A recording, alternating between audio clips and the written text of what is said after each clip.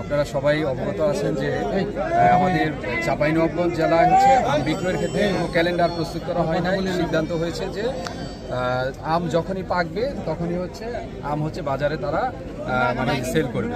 তো সেই প্রেক্ষিতে হচ্ছে আমাদের গোমস্তাপুর উপজেলায় যে রহনপুরের যে বাজারটা আছে সেই বাজারে বিশেষ করে গোপালভোগ আম পাকা শুরু হয়েছে।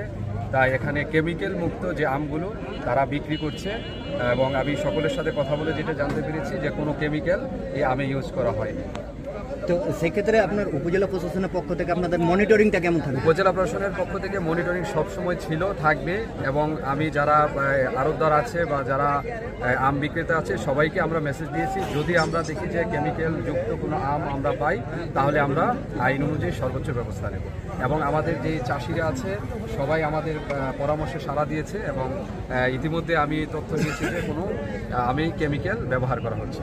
জি, থ্যাংক ইউ। ধন্যবাদ। আপনি একটু সাইডে যান।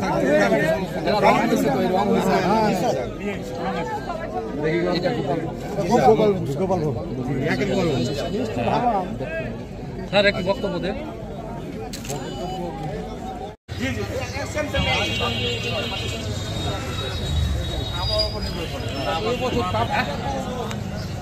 আপনি একটু